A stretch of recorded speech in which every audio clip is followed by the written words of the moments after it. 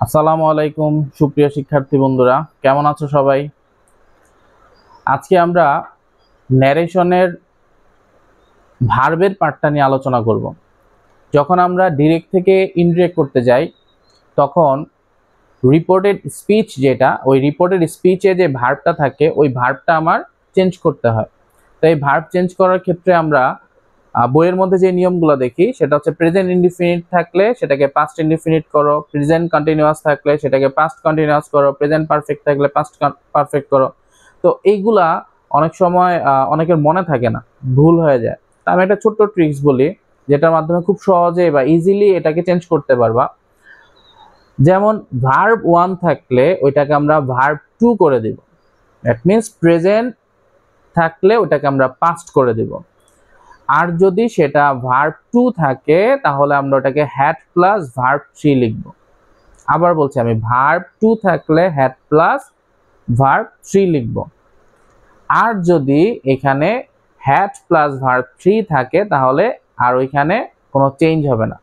Had অথবা had plus verb 3 থাকলে ওই ইনডিরেক্টে এটার কোনো পরিবর্তন হবে না।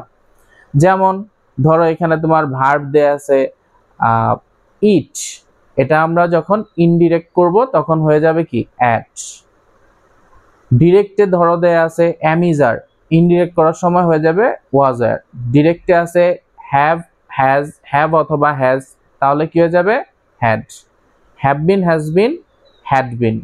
হ্যাড থাকলে কোনো পরিবর্তন হচ্ছে না, হ্যাড বিন থাকলেও কোনো পরিবর্তন হচ্ছে না। আবার যদি ক্যান থাকে কুড করে দেব। ধরো এখানে আছে ওয়াজ অথবা ওয়্যার, এটা হচ্ছে ভার্ব 2, তাহলে ভার্ব 2 থাকলে কি বলেছিলাম কি হবে, had plus verb 3। That means এখানে ওয়াজ ওয়্যার থাকলে পরের অংশ হয়ে যাবে হ্যাড বিন। আর প্রথম অংশে যদি তোমার কোনো ভার্ব 2 থাকে, ধরো এখানে দেয়া আছে তোমার ডিড, তাহলে এটাকে আমরা ইনডিরেক্ট করার সময় কি করব, হ্যাড প্লাস ভার্ব 3 বলছিলাম তাই না? তাহলে এখানে যদি কি থাকে আমার ডিড থাকে তাহলে ওইখানে কি হয়ে যাবে হ্যাড ডান, হ্যাড ডান হয়ে যাবে।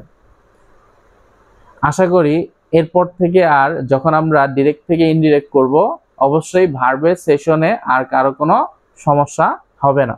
ভিডিওটি ভালো লাগলে অবশ্যই লাইক এবং কমেন্ট করবেন, আর অবশ্যই আমার পেজটি ফলো দিবেন।